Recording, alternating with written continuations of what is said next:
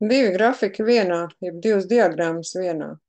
Pamēģināsim uzzīmēt x kvadrātā grafiku.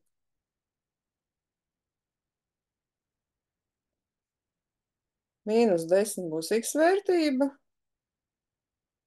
un vienādības zīme kliku uz -10, pakāpe Shift 6, jeb jumtiņš, un otrā pakāpīte.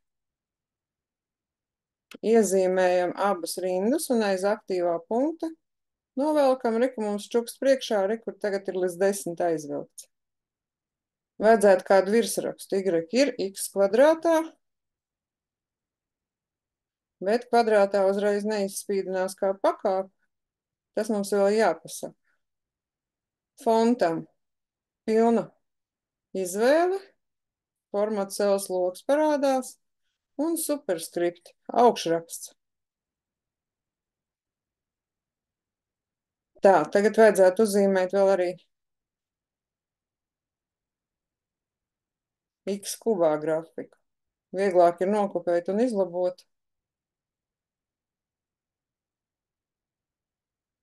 uz trešo pakāpi nekā noformēt no jauna. Bet šo mēs sāksim no -5.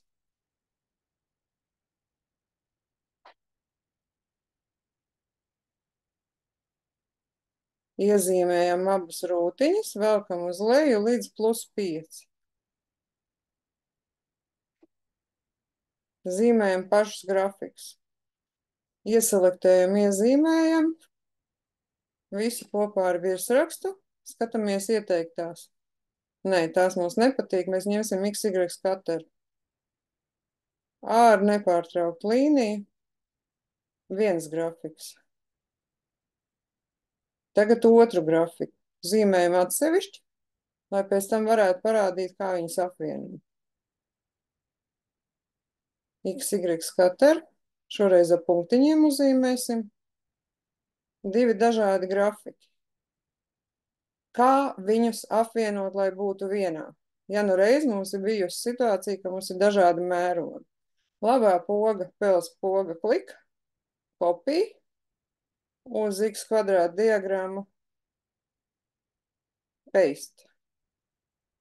Un ja šeit gadījumā mēs būtu arī iezīmējuši un noformējuši augšrakstā superskriptu, tad mums virsraksts būtu augšrakstā. Ja mums nepatīkās, kā ir apvienojušies divi dažādi grafiki, vienmēr var ieselektēt un izmest. Vai arī atstāt. Un tad pamēģināsim pārveidot citā mērogā. -10, -8. Un uzdosim soli ik pa divām vienībām. Un atkal vēlkam līdz 10.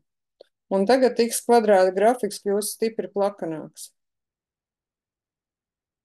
Nu, un pie viena mēs varētu, turot kontroli, iezīmēt arī otru lauku un visas līnijas un biezas ārējās līnijas. Tā mēs apvienojam divus grafikus vienā attēlā.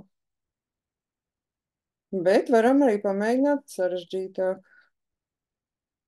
Cik briesmīgi izskatīsies, ja mums būs ar soli no 10 līdz 10.